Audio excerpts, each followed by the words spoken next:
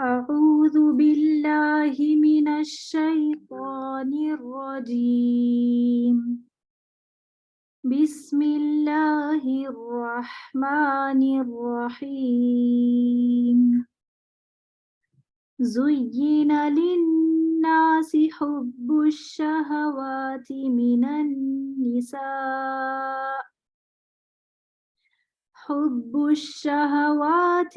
النساء والبنين والقناطير المقنطرة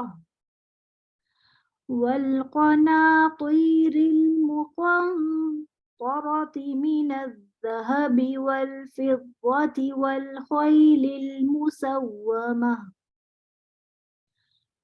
والأنعام والحرث، ذلك متاع الحياة الدنيا والله عنده حسن المآب. قل أنبئكم بخير من ذلكم للذين اتقوا عند ربهم جنات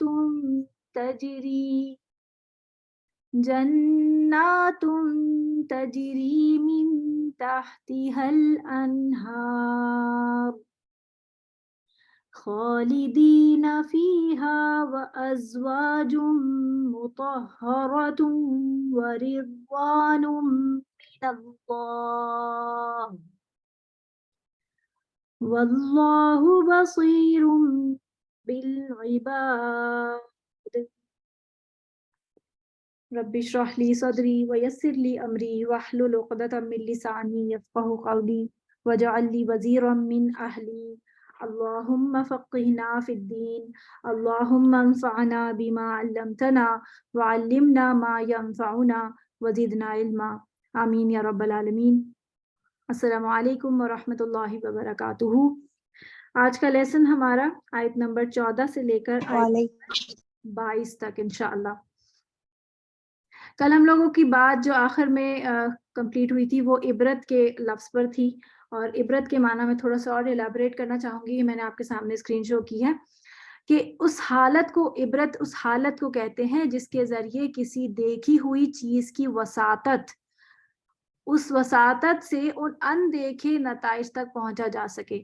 یعنی کوئی چیز جو آپ کو سامنے نظر آ رہی ہے، اس چیز کے پیچھے چھپی جو حقیقت یا اس چیز کے پیچھے چھپے جو نتائج آگے آنے والے ہوتے ہیں، اس کو عبرت کہتے ہیں۔ ہم کہتے ہیں نا کہ اس واقعے میں تو اس چیز کے لیے ہمیں عبرت پکڑنی چاہیے۔ تو عبرت کا لفظ ہم اردو میں پتہ نہیں کس معنی میں لیتے ہیں، ہم سمجھتے ہیں شاید عبرت جو ہے وہ شیورنگ سے ہے۔ مجھے تو ایسا لگتا تھا کہ جب میں عبرت کا لفظ اچھی طرح نہیں سمجھتی تھی تو مجھے لگتا تھا شاید عبرت کا لفظ ہوتا ہے وہ اس طرح کہ میں اس سے ڈر جاؤں یا میں اس سے گھبرا جاؤں۔ عبرت اس چیز کو کہتے ہیں کہ ہمیں عبرت پکڑنی چاہیے۔ تو عبرت کا مطلب یہ ہے کہ ہمیں اس مشاہدے تک پہنچنا چاہیے اس چیز کی وساطت سے جو کہ اس وقت فوری طور پر ہمارے سامنے وہ نتیجہ نہیں ہے، لیکن ہم اس نتیجے کو پہلے سے دیکھ پائیں، پہلے سے سمجھ دیں، یہ ہے عبرت۔ پھر یہاں جو آیت ہم جس پہ اختتام کیا اسی سے ریلیٹ کریں گے کہ اہل بصیرت کو یہ دعوت دی گئی کہ آپ اس واقعے سے، سب لوگ جو بھی تھے اس وقت کے بھی اور آج بھی جو ہم لوگ موجود ہیں، کہ اس واقعے سے، کس واقعے سے کہ ہم پیچھے جو جنگ بدر کا واقعہ بھی پڑھ کے آئے ہیں کہ قریش کے بڑے بڑے سردار اس جنگ بدر میں مارے گئے تھے۔ جو مکہ کے بڑے بڑے سردار تھے قریش کے، یہ جو کفار تھے، یہ 70 صحابہ جو تھے، وہ صحابہ 70 قریش کے سردار مارے گئے تھے، اور اس میں مسلمانوں کو بہت بڑی فتح نصیب ہوئی تھی اللہ تعالیٰ کی طرف سے۔ تو یہ واقعہ عبرت تھا ان باقی تمام اس وقت کے کفاروں کے لیے بھی، اس وقت کے یہود کے لیے بھی، اور جو بھی آس پاس موجود تھا ان سب کے لیے، کہ دیکھو ہم نے آل فرعون جو کہ اتنا بڑا سردار، اتنا بڑا بادشاہ تھا جس کی اتنی بڑی فوج تھی، اور اس کے بارے میں آپ کو پتہ ہے کہ وہ میخو والا بادشاہ جو ہے وہ مشہور تھا، کیونکہ قرآن میں بھی اس کو میخو والا کہا گیا ہے کہ میخو والا۔ اور وہ میخو والا کیوں کہا گیا تھا؟ اس لیے کیونکہ وہ اس نے ایسی سزائیں دریافت کی ہوئی تھیں ان لوگوں کو دینے کے لیے کہ وہ میخ پتہ ہے کس کو کہتے ہیں؟ بڑی بڑی ایسی بڑی بڑی کیلیں جن سے تمبو جو ہوتے ہیں بڑے بڑے ٹینٹس وہ زمین میں ٹھوکے جاتے ہیں نا ان کو بیلنس کرنے کے لیے, ان کو کھڑا کرنے کے لیے, ان کے تو وہ بڑی بڑی کیلوں سے وہ انسانوں کو دیواروں میں ٹھوک دیا کرتا تھا. تو اور اسی سے جو ہے وہ سلیب پر چڑھانے کا کی جو ہے وہ روایت جو تھی وہ سٹارٹ ہوئی تھی کہ یہ سلیب پہ بھی چڑھایا کرتا تھا. اس کے بعد آپ نے دیکھا کہ بنی اسرائیل جو یہود قوم تھی اس نے حضرت عیسیٰ کے ساتھ ایسا کرنے کی کوشش کی اور حضرت عیسیٰ کو تو اٹھا دیا گیا تھا. حضرت عیسیٰ کو تو یہ نہیں کچھ کر سکتے تھے, قتل نہیں کر سکتے تھے. انہوں نے باقی انبیاء کو بہت قتل کیا ہے. پتہ ہے آپ کو کن انبیاء کو انہوں نے قتل کیا ہے؟ ان میں سے ایک یحییٰ علیہ السلام کا نام آتا ہے. یحییٰ علیہ السلام کو انہوں نے قتل کیا. حضرت زکریا کو بھی انہوں نے قتل کیا. کہ پیچھے ہم پڑھتے ہیں نا کہ یہ نبیوں کو قتل کیا کرتے تھے, تو یہ 2 نبیوں کا نام جو ہے وہ سر فہرست ہے کہ انہوں نے ان کو قتل کیا. تو ان کے بارے میں اللہ تعالیٰ فرما رہے ہیں کہ دیکھو فرعون جو تھا وہ اتنا جو جنگجو بادشاہ اور اتنا ظالم اور جابر بادشاہ تھا, اس کے ساتھ اللہ تعالیٰ نے کیا معاملہ کیا. اور یہ ابھی جو کفار بڑے اکڑ کر آئے تھے لڑنے کے لیے 1000 کی فوج لے کر, تو ان کے ساتھ اللہ تعالیٰ نے کیا معاملہ کیا کہ یہ نہتے مسلمانوں سے جو 313 تھے, اور ان کے پاس تو تلواریں بھی صرف 8 تھیں, اور ان کے پاس گھوڑے بھی 2 ہی تھے, اور ان کے اونٹ بھی صرف 8 تھے, اور یہ خود کتنی کم قلیل تعداد میں تھے. تو ان سے اللہ تعالیٰ نے ان کو شکست دے دی. تو یہ سب لوگوں کے لیے عبرت تھی کہ اب اسلام جو ہے وہ پھیلنے والا ہے, اسلام کا بول بالا ہونے والا ہے. تم اپنی مغلوبیت کو تسلیم کرو, بلکہ اس اسلام میں داخل ہو کر سرخرو ہو جاؤ. یہ بات اہل بصیرت کو عبرت کی گئی. ابھی ہمارے لیے بھی ہے نا, ہمارے لیے بھی آج دیکھیں آج دین مغلوب ہے. آج دین جو ہے وہ اس لیول پر نہیں ہے. آج ہم دیکھیں امت مسلمہ کے طور پر ہر جگہ جو ہے وہ مار کھا رہے ہیں, ذلت اٹھا رہے ہیں. کیوں؟ کیونکہ ہم نے اپنی دین کو اپنے اس شعار کو چھوڑ دیا ہے جو اصل میں ہمارا طرز طریقہ ہونا چاہیے تھا. ہمارا دین, ہمارا اسلام, ہمارا قرآن سے تعلق, یہ سب ہمارا کمزور ہو گیا ہے نا. اسی وجہ سے تو ہم مغلوب ہوتے جائیں. ہمیں اللہ تعالیٰ نے ذلت اور رسوائی جو ہے وہ ہمارے اوپر مسلط کر دی ہے, اس لیے کیونکہ ہم نے دین چھوڑ دیا ہے. آج کی آیت کو شروع کرتے ہیں. اچھا, اب کی جو آیات شروع ہو رہی ہیں نا, اس میں سب سے پہلی چیز تو یہی کہ عبرت پکڑنے کو کہا جا رہا ہے. اس کے علاوہ اہل کتاب کو اسلام کی دعوت دی جائے گی اب آگے کی آیات میں, اور اللہ تعالیٰ کے نزدیک جو ہے وہ دین صرف اسلام ہے, یہ ہم پڑھیں گے. پھر اہل کتاب اور مشرکین سے اسلام قبول کرنے کا مطالبہ کیا جائے گا, اور کہ کیا تم اسلام لاتے ہو یا نہیں. پھر یہود کو محبت الہی کا دعویٰ کرنے کے بجائے محمد صلی اللہ علیہ وسلم کی اطاعت کا حکم دیا گیا کہ تم صرف یہ مت کہو کہ تم اللہ سے محبت کرتے ہو بس کتنا کافی ہے, بلکہ تمہیں نبی صلی اللہ علیہ وسلم کی اطاعت اور ان کے اوپر ایمان لانا بھی ضروری ہے. اہل کتاب کو اللہ اور اس کے آخری رسول کی اطاعت کی ہدایت دی جا رہی ہے. تو یہ تمام چیزیں آج کے سبق میں انشاءاللہ ہم ڈیٹیل میں پڑھیں گے. زینا للناس, زینا کا جو لفظ ہے اس کا معنی ہے مزین کرنا, زینت دینا. زا یا نون اس کا روٹ ورڈ ہے, روٹ ورڈ اس کے اندر ہی موجود ہوتا ہے, اور یہ میں نے آپ کو پہلے بھی بتا چکی ہوں. تو اس کا معنی ہوتا ہے زینت دینا, یعنی کہ آپ کوئی بھی چیز کوئی اچھے ریپر میں اچھے سے گفٹ پیپر میں ریپ کر کے دیں گے تو وہ خوبصورت لگتی ہے نا, چاہے وہ اندر کیسی بھی چیز ہو, سستی سی چیز ہو, اس کو آپ اچھا سا ریپ کر کے دیں تو وہ بڑی اچھی لگتی ہے. تو اللہ تعالیٰ نے یہ مزین کا ورڈ یہاں اسی لیے یوز کیا ہے کہ مزین کر دی, یعنی کہ ریپ کر دی, خوبصورت بنا دی. کس کے لیے؟ کیا چیز؟ پہلے کس کے لیے؟ للناسی, لوگوں کے لیے, انسان جو ہم دنیا میں رہ رہے ہیں. اور کیا چیز؟ حب الشہواتی, خواہشات کی محبت. صرف خواہشات نہیں, خواہشات کی محبت جو ہے وہ اللہ تعالیٰ نے خوبصورت بنا دی ہے. آپ دیکھیں, پہلی چیز آپ دیکھیں کہ خواہش جو ہوتی ہے نا وہ زیادہ سرور دیتی ہے بنسبت اس کے کہ وہ چیز آپ کو حاصل ہو جائے.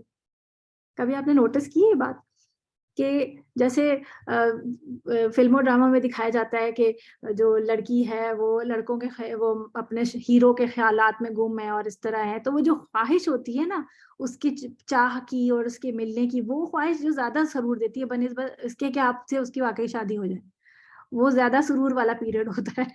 وہ ایک الگ اس میں آپ حرام محبت کو نہ لیں، اگر آپ اس کو اس طرح لیں کہ اگر کوئی چیز جیسے مجھے اپنے گھر کی سجاوٹ کرنے کا دل چاہتا ہے تو میں اس خواہش میں کہ میں اپنے گھر میں ایسا فرنیچر ڈالوں، میں ایسے پودے لگاؤں، میں ایسا پینٹ کراؤں، یہ خواہش جو ہے وہ مجھے زیادہ سرور دے گی، اور جب میں کروا لوں گی تب میں اس سے ہٹ جاؤں گی، پھر میرا کسی اور چیز کی خواہش میں مبتلا ہو جاؤں گی۔ تو یہ جو خواہش کی محبت ہے نا، یہ انسان کے لیے اللہ تعالیٰ نے مزین بنا کے دی، یہ انسان کی فطرت میں ڈال دی اللہ تعالیٰ نے، کہ خواہش جو ہے نا وہ انسان کو زیادہ لطف دیتی ہے بنسبت اس کے کہ جب وہ چیز حاصل ہو جاتی ہے۔ تو یہ جو خواہش ہے، تو خواہش کرنا گناہ نہیں ہے، خواہش کرنا غلط بھی نہیں ہے، آپ خواہش کر سکتے ہیں۔ من النساء، آپ یہ کن کن چیزوں کی خواہشات ہیں؟ من النساء، عورتوں سے، نساء جو ہے وہ عورتوں کی جمع ہے، ٹھیک ہے، والبنینا، یہ بنین جو لفظ ہے نا، با، نون اور یا، ٹھیک ہے۔ اچھا میری طرف اذان ہو رہی ہے، اور اذانیں آپ کو پتہ ہے کہ ایک سے زیادہ کئی مرتبہ ہوتی ہیں، تو پہلی اذان جو تھی وہ تو میں نے سن لی تھی، اور ایک اذان سننا ہی جو ہے وہ ہمارے لیے کافی ہوتا ہے، تو اب ایک کے بعد ایک اذانیں ہونا شروع ہو جاتی ہیں، تو آپ کو ہر اذان پہ رکنے کی ضرورت نہیں ہوتی۔ اچھا، با، نون، یا، یہ اس کا روٹ ورڈ ہے، اور اس سے معنی جو ہے نا وہ ہوتے ہیں تعمیر کرنا، صحیح ہے، اور تعمیر کرنے کے فوراً بعد ہوتا ہے تعمیر، یعنی کہ اس سے نکلی تعمیر شدہ عمارت، پھر اس سے اور چل کر جو ہے یہ مانے گیا دیوار، یعنی کہ دیوار جو ہوتی ہے اینٹ اینٹ کر کے دیوار بنتی ہے نا، تو جو فرسٹ یونٹ جو ہوتا ہے اینٹ، اگر آپ اپنے فیملی اسٹرکچر کو دیکھیں، فیملی اسٹرکچر کیا ہوتا ہے، جیسے آپ کبھی فیملی ٹری بناتے ہیں، بچپن میں بھی بناتے تھے، بچوں کے لیے بناتے ہیں کہ دادا دادی ہیں، پھر اس کے بعد اماں ابا ہیں، پھر اس کے بعد بچے ہیں، اور اس طرح سے یہ جو پوری ایک فیملی ٹری، پھر اگر دادا دادی کے بھی اماں ابا زندہ ہے تو ان کا لگاتے ہیں، پھر ان کے ابا، تو یہ پوری ایک ٹری بنتی ہے، ایک پورا ایک دیوار ایک طرح سے آپ سمجھیں کہ بنتی ہے، تو یہ اسی سے بنین جو ہے لفظ بیٹوں کے لیے استعمال ہوتا ہے، یعنی کہ فیملی اسٹرکچر ہے بیسیکلی، تو فرسٹ یونٹ کیا ہوتا ہے فیملی اسٹرکچر کا؟ بیٹا، اور آپ کو پتہ ہے نا کہ انسان کی فطرت میں نا کہ نسل جو ہے وہ بیٹے سے چلتی ہے، تو اس لیے بیٹا جو ہے وہ اس لفظ کی بنیاد ٹھہرا۔ ایسا نہیں ہے کہ بیٹے سے ہی نسل چلتی ہے، بیٹی سے بھی نسل چلتی ہے، نبی صلی اللہ علیہ وسلم کے کوئی بیٹے نہیں تھے، اور ان کی بیٹی جو ہے، اور جو سید کو اب جو سید آل اولاد ہے تو وہ کون سی ہیں؟ وہ ان کی بیٹی سے ہی تو چلی ہے نا باقی، تو اس لیے یہ بات میں ایسی ایک انسانی پوائنٹ آف ویو سے کہہ رہی تھی، لیکن اصل میں اس کی حقیقت یہ نہیں ہے۔ اچھا، اور بیٹوں سے والقناطیرہ، اس کا 4 ورڈ کا جو ہے وہ روٹ ورڈ ہے یہ، اچھا ایسے ورڈ ذرا کم ہی ہے جن کے 4 ورڈ ہیں روٹ ورڈ میں، اور اس کا معنی ہوتا ہے جمع شدہ چیز، یا ایک کے اوپر طے بطے رکھا ہوا مال۔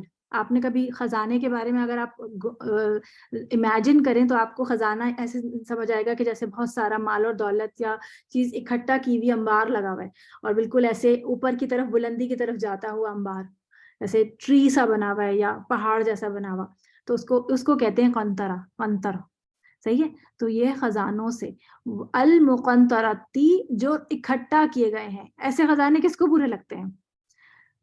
ہر کسی کو اچھے لگیں گے نا، اگر کسی کو ایسا خزانہ ہاتھ آ جائے تو کس کو برا لگے گا؟ من الذهب، سونے سے، والفضة، اور چاندی سے، چاندی اور سونے کے ایسے خزانے اگر کسی کو ملے تو وہ یہ محبت اور یہ خواہش کس کو نہیں ہے؟ ہر کوئی چاہے گا کہ میرے پاس چھپڑ پھٹے اور اتنی دولت آ جائے۔ پھر والخیل، خیل جو ہے وہ گھوڑے کو کہتے ہیں، گھوڑوں سے، آپ کو پتہ ہے گھوڑے جو ہے نا بہت ویلیویبل، ہم لوگوں کو تو شاید شہری لوگوں کو اتنا نہیں پتا ہوتا، لیکن جو گاؤں کے لوگ ہوتے ہیں اور جو فارمرز ہوتے ہیں، جو فارمنگ کرتے ہیں یا جن کے فارم ہاؤسز وغیرہ ہوتے ہیں، ان کو گھوڑے بہت پسند ہوتے ہیں، اور گھوڑے واقعی بہت خوبصورت لگتے ہیں۔ مطلب میں جب کراچی میں رہتی تھی تو گھوڑوں کو دیکھنے کا اتنا رواج نہیں، اتنا مطلب اتنا وہ نہیں ہوتا تھا، اتنا مشاہدہ نہیں ہوتا تھا میرا، لیکن یہاں لاہور میں بہت مجھے گھوڑے نظر آتے ہیں، کیونکہ یہاں پہ زیادہ فارم ہاؤسز وغیرہ ہیں، اور روڈ پہ ہی بڑے بڑے گھوڑے مجھے چلتے ہوئے دکھائی دیتے ہیں، اور واقعی ان کے قد اتنے لمبے لمبے ہوتے ہیں کہ گاڑیوں سے بھی اونچے اونچے گھوڑے ہوتے ہیں اتنے، اور اتنے خوبصورت وہ لگتے ہیں چلتے ہوئے کہ واقعی جو یہ پالتے ہوں گے تو ان کو ظاہر ہے جن کو شوق ہوگا ان کے لیے خواہش بہت ہی اٹریکٹیو ہوگی نا. تو المسومہ تھی، نشان لگے ہوئے. اب یہ جو نشان لگے ہوئے ہیں نا، تو آپ نے کبھی دیکھا ہوگا کہ جو ان کے جو گھوڑے ہوتے ہیں نا، ان کے اوپر بھی نا کچھ اسٹیمپس وغیرہ لگائی جاتی ہیں، جو جیسے جو جنگی گھوڑے ہوتے ہیں ان کے اوپر کچھ نہ کچھ اسٹیمپس. میں نے ایک کارٹون فلم میں دیکھا تھا کہ اس فلم میں اسٹیمپ لگا رہا تھا گھوڑے کے اوپر، تو وہ باقاعدہ وہ جو ایک گول سا اس ٹائپ کا کچھ میگنیٹ ٹائپ کی کوئی چیز تھی، اس سے اس طرح اس نے اس کو گول سے اس نے نشان لگایا تھا اس کو گرم کر کے. تو بیسیکلی یہاں پر یہ گھوڑوں پہ نشان لگانے سے اور مراد بھی مفسرین جیسے لیتے ہیں کہ جیسے آج کل کیونکہ گھوڑے سواری کے لیے کام آتے ہیں نا، گھوڑے کس لیے ہوتے ہیں؟ سواری کے لیے. تو آج کل ہماری سواری کے لیے گاڑیاں ہوتی ہیں، اور گاڑی بھی اگر نشان زدہ، کیا مطلب ہے؟ برانڈیڈ، یعنی برانڈیڈ کارز ہمارے لیے برانڈیڈ چیزیں زیادہ ویلیوبل، زیادہ مزیدار ہوتی ہے نا. خواہش ہماری کہ جیسے اب ہم نارمل ایک کپڑے پہنتے ہیں، ہم اس کو اتنا شو آف نہیں کرتے، لیکن جب ہم کوئی برانڈیڈ کپڑا پہنتے ہیں تو پھر ہم اس کو شو آف بھی کرتے ہیں، بلکہ ہم اچھا فیل بھی کرتے ہیں کہ ہم نے کوئی برانڈیڈ چیز پہنی ہوئی ہے. تو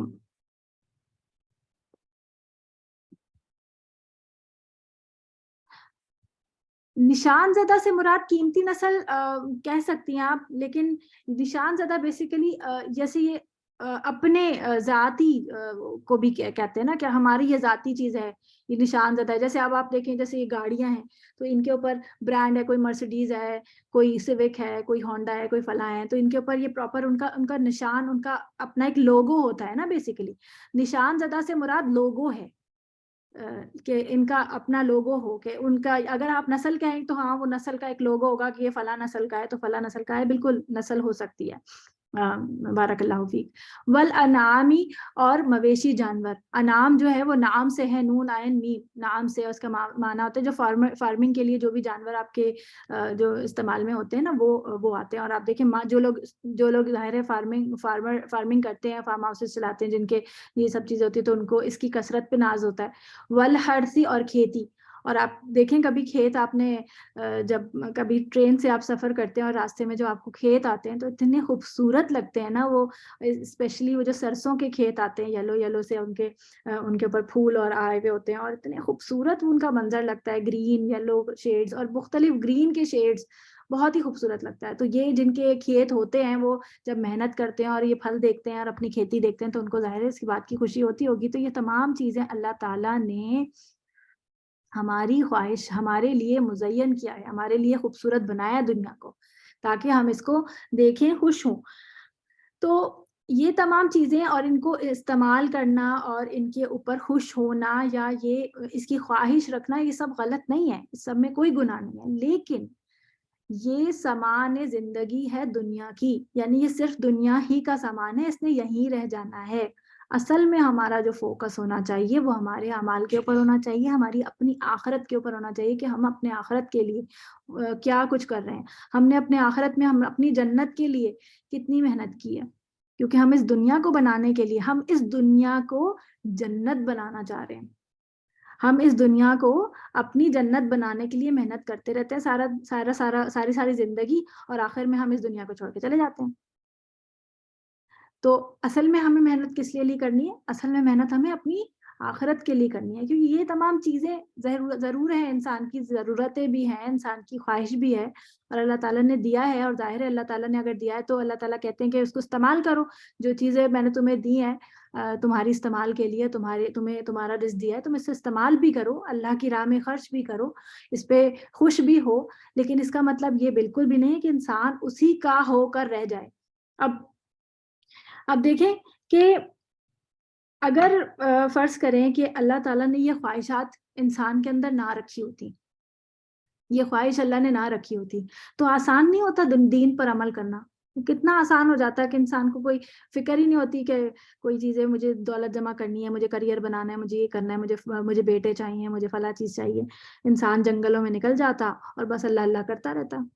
لیکن اصل امتحان تو یہ ہے نا کہ اللہ تعالیٰ نے محبت کو اندر راسخ کر دیا، جڑیں جما دی اس کی محبت کی، اولاد کی بھی، عورتوں کی بھی. مردوں کے لیے عورتیں کتنی اٹریکٹیو ہوتی ہیں سوچیں.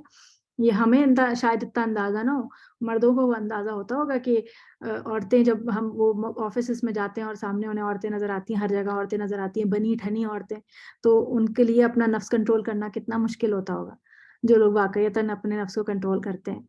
پھر والقناطیر المقنطرتی، یہ خزانے اور یہ سب چیزیں جو بھی ہیں، ان سب چیزوں کی محبت اللہ تعالیٰ نے ڈالی ہے. تو چاہتا کیا ہے اللہ تعالیٰ؟ امتحان. اگر امتحان آسان ہوتا تو مزہ ہی کیا آتا. اب آپ سوچیں کسی بچے، کوئی بچہ بہت ذہین ہے، اس کو آسان سا پیپر دے دیں تو وہ تو کہے گا مجھے مزہ ہی نہیں آیا، یہ تو بورنگ تھا. تو ہمارے لیے اللہ تعالیٰ نے یہ ہرڈلز اور یہ سب چیزیں رکھی ہیں تاکہ ہم بور بھی نہ ہوں اور ہم امتحان میں پاس بھی ہوں، ہم کوشش بھی پوری کریں، اپنی محنت بھی پوری لگائیں. تو اصل امتحان یہی ہے کہ اپنے نفس کو کنٹرول میں رکھیں، اللہ کا بندہ بنے، نفس کا بندہ نہ بنے. کیونکہ نفس کے لیے یہ تمام چیزیں ہمارے لیے اٹریکٹیو ہیں، نفس کے لیے اٹریکٹیو ہیں. نفس کو کچل کر، اپنے نفس کو مار کر اللہ کے احکامات پر عمل کرنا ہے. انسان پر دین جو ہے وہ عمل کرنا جو ہے وہ دین کو ترجیح دینا، یہ انسان کا امتحان ہے کہ انسان نے دین کو ترجیح دینا.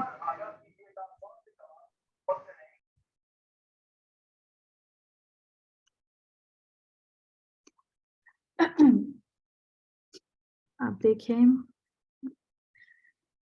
اچھا ایک چیز یہاں پر یہ دیکھیے، اب ان کے ورڈز تو دیکھ لیں. یہ جو شہوت ہے نا، شہوت، اس کا روٹ ورڈ ہے شین ہا واو. ٹھیک ہے، شین ہا واو اس کا روٹ ورڈ ہے اور اس کا معنی ہوتا ہے نفس کا اس طرف کھینچنا جسے وہ چاہتا ہے. یعنی نفس کا اس طرف کھینچنا یعنی خواہش. ٹھیک ہے نا، نفس کا اس طرف اٹریکٹ ہونا جس کو وہ چاہتا ہے، وہ ہوتی ہے شہوت. ٹھیک ہے، اور اس کو ہم جو ہے وہ صرف شہوت جو ہے وہ ہم ایک ہی معنی میں لے رہے ہوتے ہیں. تو ہر چیز کی خواہش جس کی طرف نفس کھینچ رہا ہوتا ہے اس کو شہوت کہتے ہیں. پھر یہ جو لفظ ہے دنیا، اس کا جو روٹ ورڈ ہے وہ ہے دال، نون اور واو. یہ ہوتا ہے، اس کا معنی ہوتا ہے قریب کی چیز. دنوں سے اس کا معنی ہوتا ہے دانیاتن. ہمارے پاس ہمیں غالباً سورہ رحمان میں آتا ہے دانیاتن، یا کون سی صورت میں آتا ہے، میں بھول گئی ہوں نام. دانیاتن کا معنی ہوتا ہے قریب، اور یہ آتا ہے کہ جو جنت کے پھل ہوں گے نا وہ دانیاتن ہوں گے، یعنی جھکے ہوئے قریب ہوں گے. انسان کو محنت نہیں کرنی پڑے گی وہ اپنے پھلوں کو اتارنے کے لیے اوپر چڑھے اور کوئی محنت کرے اور پھر اتارے، بلکہ اگر وہ اسے کسی پھل کے کھانے کا دل چاہے گا تو وہ بس ایسے بھی ہاتھ ہی ہلکا سا بڑھائے گا اور وہ ان پھلوں کو توڑ پائے گا. جھکے ہوئے پھل ہوں گے. تو دانیاتن ایک تو اس معنی میں آتا ہے قریب کے معنی میں، اسی معنی سے جو ہے وہ جلد ملنے والا، تو اس معنی میں دنیا ہے. اب دنیا ایک تو قریب بھی ہے ہمارے، صحیح ہے، ہم سے قریب ہے نا دنیا، ہمیں نظر آ رہی ہے. دوسری دنیا ہمیں جلد ملتی ہے. اس کا مطلب یہ کہ جو کام ہم یہاں کرتے ہیں اور اس کا صلہ ہمیں یہی مل جاتا ہے تو وہ ہمارے لیے زیادہ اٹریکٹیو ہوتی ہے.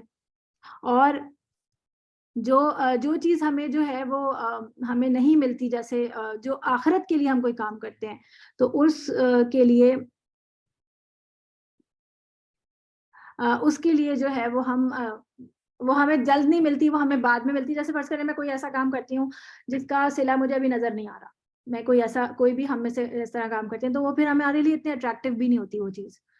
ہم انسان ہونے کے ناطے ہمیں وہ چیز زیادہ پسند ہے جس کا رزلٹ ہمیں فوراً مل جائے، یعنی دنیا. اسی لیے دنیا کا ورڈ جو ہے وہ قریب سے بھی ہے اور جلد ملنے والی سے بھی ہے. اللہ تعالیٰ قرآن مجید میں فرماتے ہیں کہ تم عاجلہ سے محبت کرتے ہو، اور عاجلہ سے مراد یہاں پر دنیا لیا گیا تھا وہاں پر، مطلب جہاں یہ لفظ آیا. تو عاجلہ کا معنی ہوتا ہے جلد ملنے والا، یعنی کہ دنیا. تم دنیا سے محبت کرتے ہو جو تمہیں جلد ملتی ہے. آخرت جو تمہاری نظروں سے اوجھل ہے، تمہیں بعد میں ملنے والی ہے مرنے کے بعد، تم اس کو دیکھ بھی نہیں رہے ہو، تم اس سے محبت بھی نہیں کرتے. تو یہ دنیا کا ورڈ جو ہے وہ اس سے نکلا ہے، قریب. اور قریب کی چیز اور کیا، جلد ملنے والی. پھر واللہ عندہ، اور اس کے پاس، اور اللہ اس کے پاس حسن المآب، اس کے پاس اچھا ٹھکانہ ہے. جو مآب کا لفظ ہے یہ حمزہ واو اور با سے ہے. یہ حمزہ اور یہ با اور درمیان سے واو غائب ہوا ہے. میں نے آپ کو بتایا تھا نا کہ الف واو اور یا جو ہے وہ کھیلتے رہتے ہیں، یہاں وہاں گھومتے رہتے ہیں. تو یہ واو غائب ہوا ہے. اوب کا جو معنی ہوتا ہے وہ ہوتا ہے لوٹنا. اور اس سے جو ہے وہ عربی زبان میں ورڈ لیا جاتا تھا کہ حیوان جو ہوتے ہیں، جیسے چرنے پھرنے والے جو جانور ہوتے ہیں، ان کا ارادتاً واپس اپنے ٹھکانوں کو لوٹنا. تو اسی لفظ سے یہ مآب جو ہے وہ لوٹنے کی جگہ بن گیا، یعنی کہ جہاں پہ بھی واپس لوٹا جائے. تو انسان کے لیے بھی اللہ کی طرف ہی واپس لوٹنا ہے نا. تو جو بھی اللہ کی طرف واپس لوٹنے کا جو ٹھکانہ ہے وہ اللہ کے پاس بہت اچھا ہے. یعنی اگر انسان ان تمام چیزوں کے ہوتے ہوئے جو ہے وہ اللہ کو یاد رکھے تو اللہ کو یہ بھی یاد رکھے کہ اللہ کے پاس اس سب سے بہت بہتر چیزیں ہیں.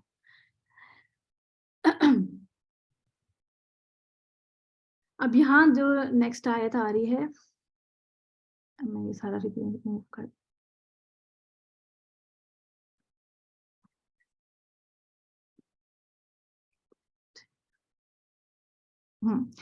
قل اُنبئکم، کیا کہہ دیجئے، کیا میں خبر دوں تمہیں. اب یہ نبأ کا جو روٹ ورڈ ہے وہ ہے نون با حمزہ. ٹھیک ہے، یہ نون با حمزہ یہ اس کا روٹ ورڈ ہے. اور نبی بھی اسی لفظ سے ہوتا ہے. اور آپ کو پتہ ہے حمزہ اور یا بدل گئی نا یا سے. نبی کا معنی ہوتا ہے خبر دینے والا. اور سورہ نبا ہم نے پڑھی ہے نا، سورہ نبا ہوتی ہے وہ اس طرح سے ہوتی ہے لکھا ہوا.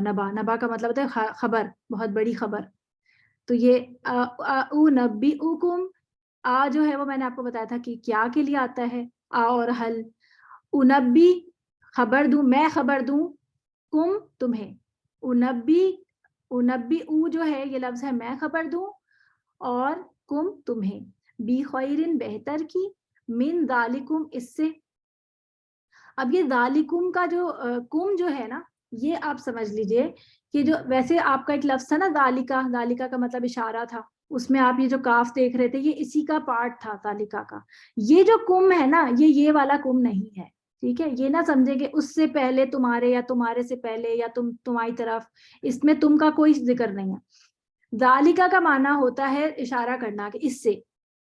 یہ جو کاف ہے نا اس کا، یہ مخاطب جو ہوتا ہے نا، جو آپ جس سے بات کر رہے ہوتے ہیں اس کے اعتبار سے چینج ہوتا ہے. جیسے میں اگر ایک بندے سے بات کر رہی ہوں تو یہ میں بولوں گی کہ ذالکہ. جیسے میں بتا رہی ہوں کہ وہ زید ہے تو میں کہوں گی ذالکہ زیدن، وہ زید ہے. لیکن اگر میرا جو مخاطب ہے وہ آپ لوگ ہیں، آپ سب لوگ ہیں، تو آپ لوگ زیادہ ہیں نا، تو میں آپ لوگوں کو بتانے کے لیے کہوں گی کہ ذالکم زیدن.